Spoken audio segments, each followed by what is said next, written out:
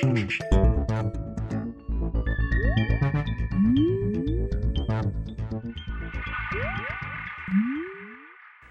everyone and welcome to The Vortex, where lies and falsehoods are trapped and exposed. I'm Michael Voris. The Vortex episode we produced last week on Catholic government continues to generate a huge response. While we're glad that some meaningful discussion has developed around the core issue, most of the discussion has gone down a path or different paths that we never intended, and that is solely my fault. I misstated or did not state clearly and simply said some things incorrectly, and they were wrong and they didn't help support the much larger point I was trying to make. For those mistakes and things that weren't said very clearly, you have my apologies. I'm not going to go back and try to explain or re-explain what I meant by this phrase or that. That would just make things even more confusing. Let me just first state that I did a poor job of making the larger point that I wanted to make. That poor communication on my part caused the bigger point, which I never really enunciated, to be lost in many side discussions. And again, that's my fault, and you have my apology. Now, please allow me, if you're still with me, to try and make the point a little more clearly.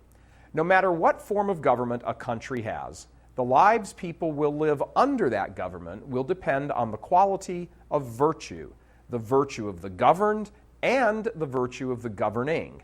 In the case of a democracy or a democratic republic, where power is supposed to derive from the people, a lack of virtue on their part, the people's part, will lead to a government lacking virtue. It's the old adage that a nation gets the leaders it deserves. It's common sense, really. If most people either support or are indifferent to immorality like abortion, homosexuality, euthanasia, rampant divorce and remarriage, fatherless children, etc., then they will elect leaders who agree with them, and the country, the civilization, will decline. If the populace is a virtuous lot, then they will most likely end up with virtuous leaders, or at least not scoundrels. Now, in the case of a monarchy, bad king, bad country. Good king, good country. One need only look to history to see splendid examples of shining Catholic kings, like Stephen of Hungary, Louis IX of France, and Oswald of Northumbria in the modern-day UK, all proclaimed saints of the Catholic Church. Just as with the case of a virtuous population producing a virtuous government, by and large, and thereby a just society, so too a virtuous king, who is the government, will also produce a just society. A just society is the goal and end of government, and the Church has never said this one legitimate government is intrinsically more just than another. Although, as an aside, it has said some forms of government are unjust, such as socialism and communism, because a truly just society is not their final goal. When a nation begins to become so corrupt so as to simply allow or support the murder of tens of millions of unborn children, the dissolution of its own primary unit, the family, the raising to a constitutional right, immoral sexual practices, and all of these things and a great deal more are accomplished through the elected leaders, then it's time to begin looking at the process. The goal is justice, not a political system for its own sake. When the system begins to break down in achieving its main goal, then a discussion must begin in earnest. One area of discussion can be, should we change the system? Okay, that's a discussion. Another discussion can be, is it possible to improve the current system? In our current system, a lot of people who don't care one lick about virtue have a say in who rules over all of us. As Catholics, what should our response be to that?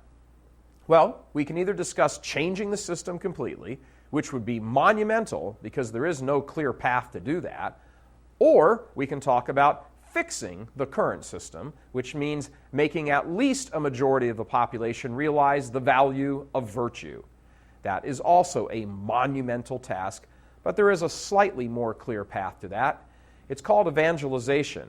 And the only way that's going to happen is if Catholics, virtuous Catholics, get out there and start making it happen. Now, if that fails, well, who knows? I'm Michael Voris. Please help us keep delivering these kinds of messages that so desperately need to be heard and acted on. Join RealCatholicTV.com today as a premium subscriber. Become immersed in the faith established by Jesus Christ. The Catholic Church is the only hope against evil because that is its God-given mission. As our Lord said, apart from me, you can do nothing. Join RealCatholicTV.com today as a premium subscriber and come to learn and love Christ more deeply.